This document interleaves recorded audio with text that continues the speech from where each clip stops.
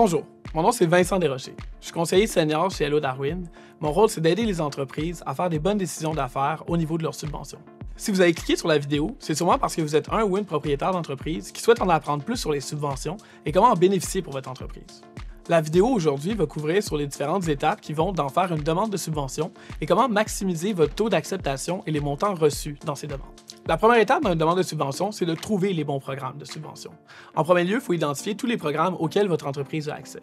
Les programmes de subvention gouvernementaux vont définir si vous êtes éligible en fonction des critères d'entreprise, comme le chiffre d'affaires, le nombre d'employés ou l'industrie, ou sinon des critères de projet, comme si vous voulez commercialiser à l'international, embaucher des jeunes professionnels, améliorer l'impact écologique de votre entreprise ou la productivité. Chez Hello Darwin, on utilise une base de données reliée à l'intelligence artificielle pour identifier c'est quoi tous les programmes de subvention qui sont possibles pour votre entreprise.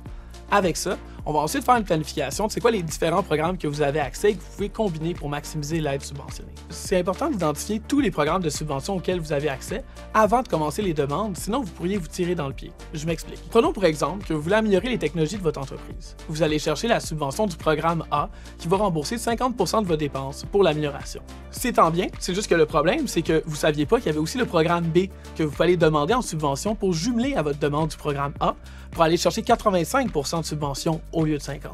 À l'inverse, il y a aussi des programmes de subvention que quand vous faites la demande, ça vous empêche l'accès à d'autres programmes de subvention auxquels vous auriez pu avoir accès, vous limitant donc l'aide subventionnée que vous pouvez aller recevoir. Donc maintenant que vous avez trouvé les programmes de subvention que vous voulez aller demander, après ça, on est rendu à faire la demande. Pour faire la demande, la première étape, c'est de se renseigner.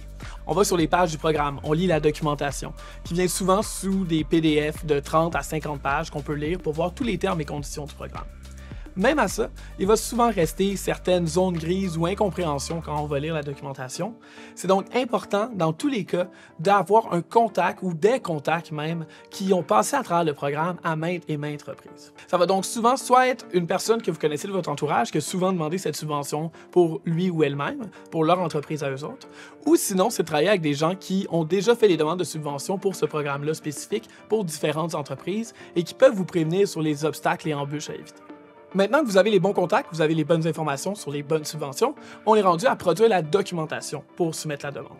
Pour soumettre la demande, il va falloir remplir une documentation qui va être propre à chacun des programmes. Ils vont tous avoir leurs critères et exigences. Mais ce qui est important, c'est de soumettre une documentation qui décrit pourquoi votre projet répond aux objectifs du mandat et du programme. C'est donc vraiment important de s'assurer d'avoir le bon phrasé et les bonnes tournures de phrases pour présenter votre projet de la bonne façon, d'avoir le meilleur pointage et de maximiser le taux d'acceptation et des montants reçus dans vos demandes de subvention. Avant de l'envoyer, c'est vraiment important de la réviser. Et pour ce faire, c'est pour ça que vous pouvez utiliser les contacts que vous avez, qui ont soit déjà reçu ces demandes de subvention-là ou qui ont déjà effectué ces demandes de subvention-là, pour réviser la documentation que vous envoyez et voir qu'est-ce qui correspond ou ne correspond pas au programme. Pourquoi c'est important de réviser avant d'envoyer la demande? C'est parce que le ministère ou l'entité qui gère la demande et le comité de sélection va vous donner une réponse dans des délais, souvent dans des 60 jours et plus.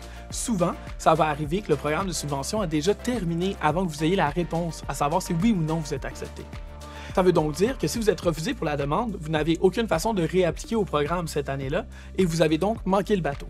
Il faut s'assurer donc de bien faire la demande de subvention de la bonne façon pour s'assurer une acceptation.